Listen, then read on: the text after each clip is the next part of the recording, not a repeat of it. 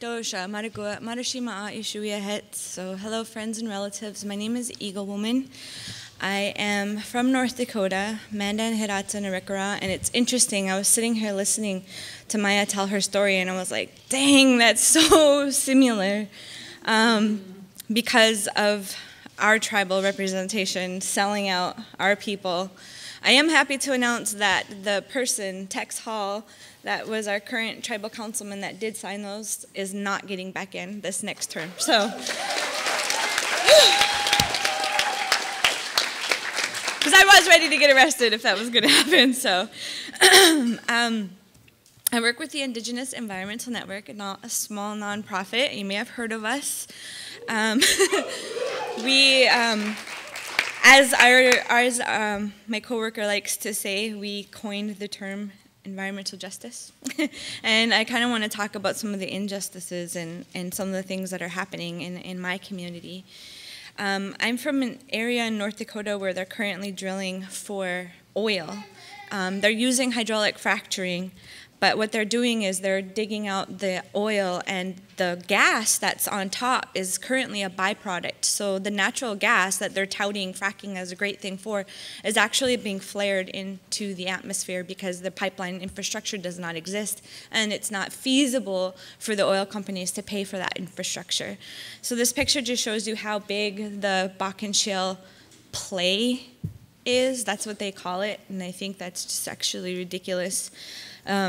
This just gives you an example of what some of the flares look like, but if you go to where I'm from, this is what you look at. Every single day, more than 100 million cubic feet of natural gas is flared away. Every day. Just to put it into perspective, that's enough energy to heat 500,000 homes going up into the atmosphere. So that's about as much carbon dioxide into the atmosphere as about 384,000 cars. So it doesn't make any sense, basically. And we don't, I don't know what you know about North Dakota, but we don't have a lot of cities there. And if you look at where I'm from space, this is a NASA photograph, it looks like a big old city out there in North Dakota. But that is actually gas flares from the natural gas. Those aren't cities at all. I mean, we just got one stoplight in my community. So that just gives you an idea of, if you're on the ground looking around, what you might be looking at. My community is 1,500 people. It's called Newtown because we were displaced there when they flooded us out, when they built a dam, and they couldn't think of a better name. They just kept calling it the Newtown. And so I'm from Newtown. And this is our main street. This is what the truck traffic now looks like when you come into my community. And this is an area where, like, kids used to go for lunch. You know, we used to just walk from the high school right down to Main Street. They've had to shut that down because of fear of people getting struck and killed, because it's already happened. People have been killed by truck traffic there in my community. A lot of what we see is signs that say, you know, this kind of thing, road work ahead, and it's just trucks back and forth all day long because that is what they're currently using to get the oil out, to get the water that they need in, and then to take the contaminated water to an injection site and inject it in the ground where they say it's going to stay forever. Of course, that's not true. Groundwater does move. We were driving, my sister and I, in a smaller community, and I noted this truck coming down the gravel road, and I was like, oh yeah, this is what's happening to our plants. There's dust pollution. People don't necessarily think of that, but we're actually seeing declines in the yields of our plants in an area where we have corn and canola and wheat that feeds the rest of the country. So our food systems are declining as well, which could also be attributed to the water that we're putting on that food, which is toxic. These are called VOCs, volatile organic compounds, and now what we're seeing in our communities when we look out into the buttes is smog and pollution. Just 5 years ago, it was crystal clear. It did not look like this, but this is what it looks like today. And the companies have so generously put up signs for us to let us know that H2S, hydrogen sulfide gas, may be present And so you go by a sign and it's like, so do I just stop breathing right now, or thanks for the sign, but no thanks, get the heck off our land, you know? Seriously.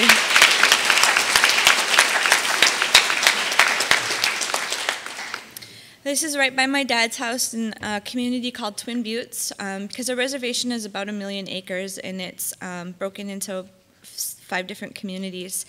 And this is an area kind of near where my grandma used to go and fast. We can't even go there anymore. They have put these signs up now. It's authorized personnel only. Whoever they decide is authorized. Well, this particular one is Kodiak Oil and Gas, and so some of the local folks from home have actually signed contracts and keeping anybody out in areas that we used to go and use ceremoniously. Back to those wheat fields I was telling you all about, a lot of what we're seeing now is that it's zoned for industrial use only. A lot of the fields that used to be out there for food are now being set up and made available for oil and gas companies to come in. And it's just crazy. They've done everything possible that they can to make it easy for the gas companies to come in, as if they weren't gonna do anything we told them to. They want that oil. They want that oil, and they would have paid any price to get at it. And some of our people were duped into selling their land for as little as $34 an acre. And we're allotted, checkerboarded. I'll have to read a bit more about the Dawes Act to go into that, but some might own land here that's tribal, some might own land here that's non-native, and then there might be native-owned land, all right next to each other, right? All checkerboarded up on a reservation. So when one person sells out and another doesn't, they're still dealing with the pollution and the ramifications of somebody right next to them. And our tribe successfully changed a law in 1997 so that as long as 51% of the community decided to go ahead with this, the rest of the people had no say. So there are people that are in our fight, in our struggle right now at home, that are receiving royalties that want nothing to do with it.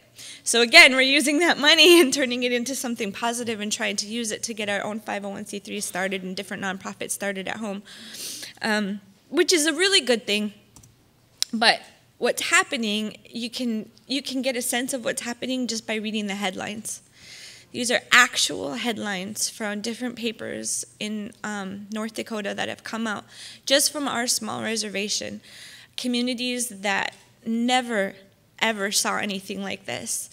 We have about 14,000 members total, the Mandan, Hidatsa, Arikara nations. Only about 4,500 live on the reservation. And you know, I told a story before about how the worst thing we did when we were little kids is we used to run around egging our teachers' houses. I think I told this story before. I'm sorry to my teachers that are watching now. We kind of did that like at Halloween and stuff. So we were the enemy with our eggs, you know, running around.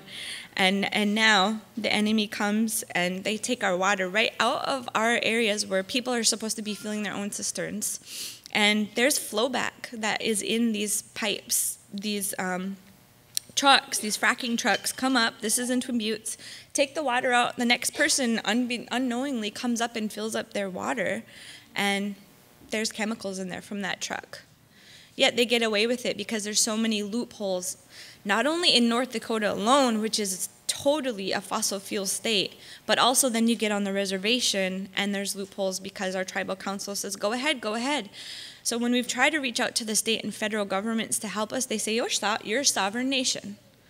All of a sudden we're sovereign because it's in their best interest to be sovereign. And they say, you elected them. Even if voter fraud exists and they got in by paying people off and changing votes, you deal with it. And they're getting the oil. Right in our communities, these trucks are driving down, and that frack water, which contains up to 500, well, actually up to 2,000 toxic chemicals. I mean, that could be the maximum. They're allowed to open their tanks and dump it right on the road. And we kept telling the EPA and different authorities that this was happening. And they were like, oh, okay, we'll take pictures. So we took pictures, and still nothing is being done. There were some truck drivers that were pulled over and by tribal police, and they were told they couldn't do nothing about it because of jurisdiction issues. They had to wait for a sheriff from an adjoining county to come and show up, and he just let them go. He was like, oh, I have a broken valve. I know that it's broken. The whole time, the thing is just dumping out water. And so they just get away with it. And why not? I mean, they get fined $10,000 potentially if they do get fined. Not 10,000. It costs, how does it go? It costs $30,000 for them to go and take something and put it in an ejection site, but they only get fined $10,000 if they get caught. So they're like, do the math. Let's just dump this stuff wherever, right, in the ditches. We've actually literally have ditches on fire at home before because of these things. And there have been pipeline breaks and there have been pipeline spills. This was the first official one near Lake Sakakawea, which is the reservoir. It's actually the Missouri River. And this wasn't discovered for quite a while. We don't know how much contamination went into the water. But they tell us we're protecting the water, and we have waste ponds that are protecting you. So I went and took some pictures of some of the waste pits. And I saw these little flags that are supposed to keep out, I don't know what, from falling in there. There's these little fences that aren't even put up, and that's just toxic water sitting in there, and they're hoping that it'll evaporate into the air. In some cases, they're actually spraying it so that it evaporates faster to get rid of it, because they don't know what to do with all of the toxic water that once they use for fracking can never be reintroduced into the system to be used. Never. But it is mixing with cleaner water. This is a spill that happened a few years ago, and it's still not being cleaned up. They bring earth movers in, and they take the dirt off the top layer. I don't know where they move it. They take the dirt and they dump it somewhere else, and then everybody's happy again. This farmer says that nothing is growing there still. It's just dead. It's like a red, greenish color. There was several gallons that spilled in this particular spill. The latest one was 1 million plus. Well, they reported that it was 1 million gallons, so you know darn well it was at least twice that amount, if not more. And this just gives you a perspective. People are trying to say that this happened in July of 2014, this spill, and they're trying to tell us that don't worry about Lake Sakakawea. The water's not going, the contaminated water didn't go there because there was beaver dams. Literally said, you can see the beaver dams here. I'm just gonna walk over here real quick. Occurred here. So this is dead vegetation all the way down into where we have a creek. But apparently that creek, which you can clearly see flows into the water, they put right in the reports, even the EPA, that nothing reached Lake Sakakawea. That's the Missouri River. And this is just one example of an incident of the oil wells that we're seeing all over the place. On top of that, they're blowing up. They keep saying that they're struck by lightning. There's been like 4 that have supposedly been struck by lightning. You can read these in the articles, and it's like, really? Geez, that Mother Nature is pretty powerful. You know, I don't think so. That's so messed up. And then people are just like, okay. You know, the ones that want to just ignorance is bliss, the ones that want to believe it, they're like, oh, that makes perfect sense. So give me my check, and I'll look the other way. But people are only going to be able to look the other way for a very short amount of time, because this is what our water at some point looks like. My sister was swimming in Lake Sakakawea, as we always did. We used to jump off the bridge and swim around, and we get our water out of this lake. We have, we saw this, and we're like, what the heck? She goes, I gotta go take some of this water. And she took it, and I was like, oh my God.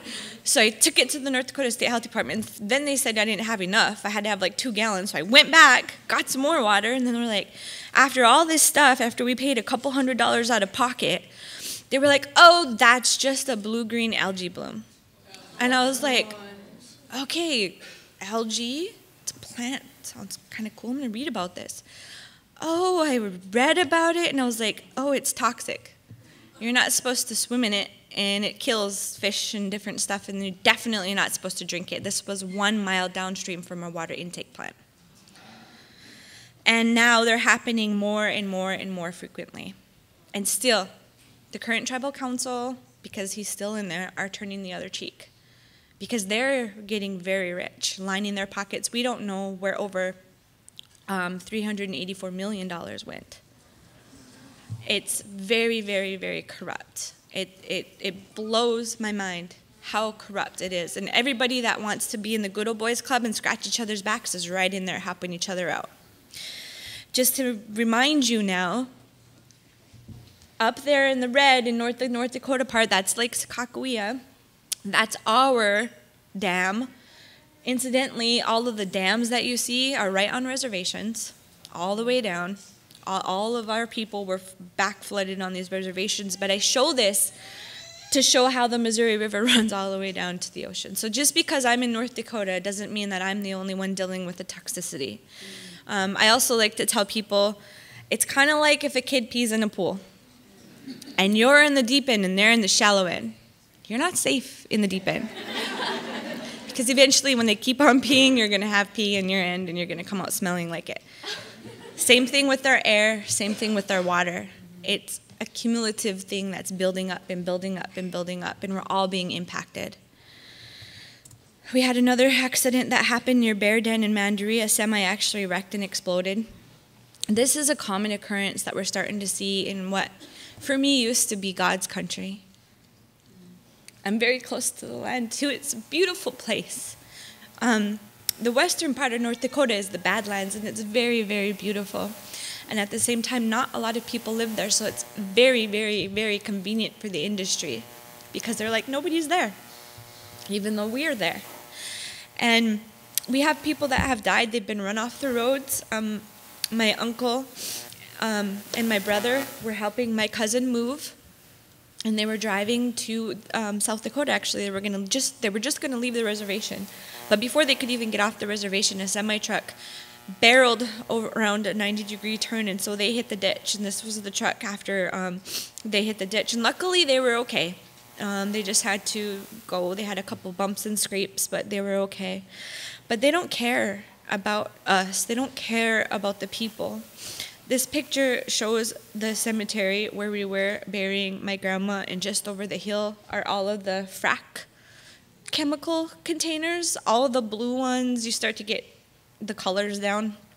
The round ones carry water, these ones carry oil. The blue ones are very dangerous. They carry all the fracking chemicals just over the hill from our cemetery. And like I said, my brother and my uncle were very lucky because they were able to escape with just a few cuts and bruises. We're not always all that lucky, and that's what really got me started to really fight fracking. Because back in 2008, I had a friend that was coming home from a nearby town. We're the kind of folks that have to go to town to get groceries. It's like an hour away. And she took her dad's truck, and she told her dad she was going to feel safer if she took his truck. So she was coming back home on Highway 23. It's a two-lane road. And one of the semis was in a hurry because they make money based upon how much toxicity they spread around. And he was actually, when they looked at his logs, doing illegal hours. And he tried to pass her. And then a car was coming on. And so he zoomed back into his lane. He thought he was enough in front of her, but he clipped the front of her truck. And they both hit the ditch, and the semi landed on top of the cab of the truck. And so when we buried Cassie, there was a picture of her, and that's all. Because there wasn't anything left. And everything just continued to escalate. Thank you. Everything since then has actually gotten exponentially worse.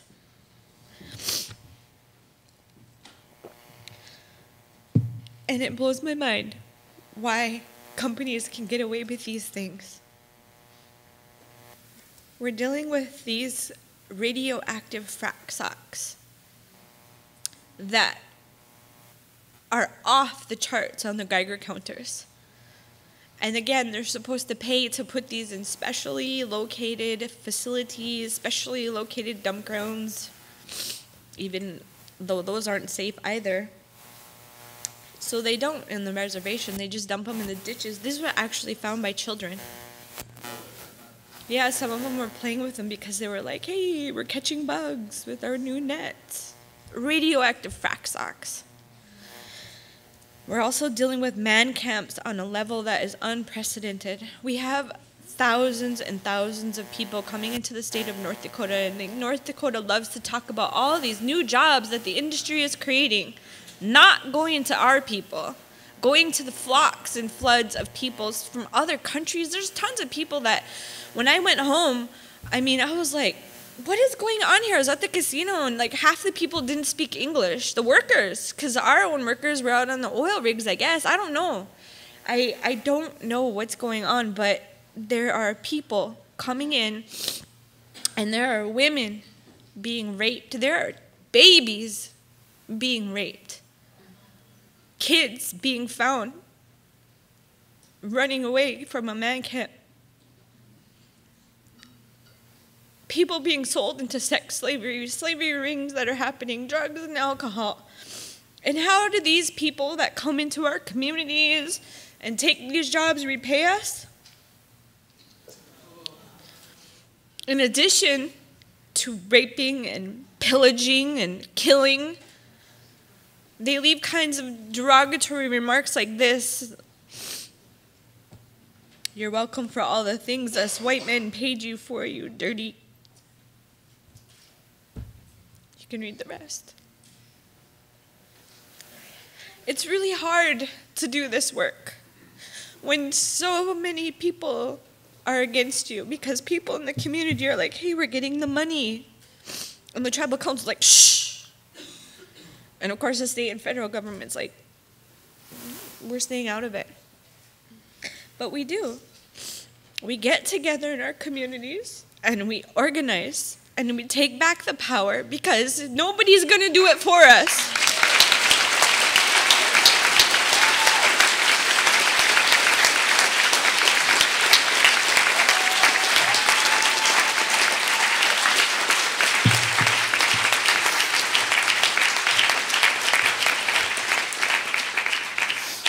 We actually had to boycott and protest. They tried to forcefully remove an entire trailer court of people to make room for the oil workers that needed to live there, because there was nowhere to live. And so we were able to have them pay, finally. They were just going to kick people out. They were like, bye, you're on your own. But we were able to have them create a new space where people could move that trailer court, where they could actually move their trailers to, and that they could live. There was oil, where there was water hookups. So we won that by speaking up and by saying something, but they weren't gonna in the beginning. They're like, just let it go. We also were able to stop a waste tailing site that was supposed to be built in a community called White Shield. There was no permit. It was like, if nobody would have ever said anything, that would have totally got built. But people started looking into it in our communities, and they were like, there's no permit. So it was stopped, and it's still stopped, thank God, today, right now. So the whole thing is, you're not guaranteed ever that you're going to win in this movement by sticking your neck out and making your voice heard. But you're definitely guaranteed 100% to completely fail if you don't at least try.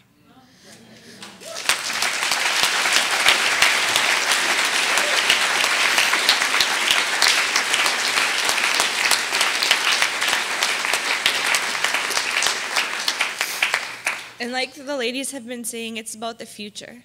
We can never, ever, ever give up hope for the future, because that is who we're fighting for. We're fighting for the now. We're fighting for the future. This is actually my niece standing next to me. And this was a few years ago. And now, this is Ayana.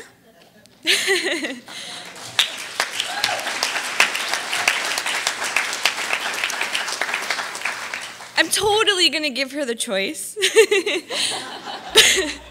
But right now, she's my little future power shifter.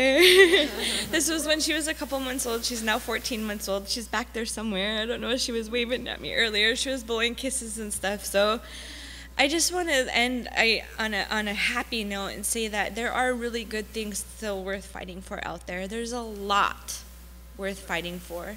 And it makes me very warm in my heart to have all of you here, to see all of the ladies here that are fighting against all odds, because we know that as long as there's hope, there is a way forward for the future. So I want to say matsukedad.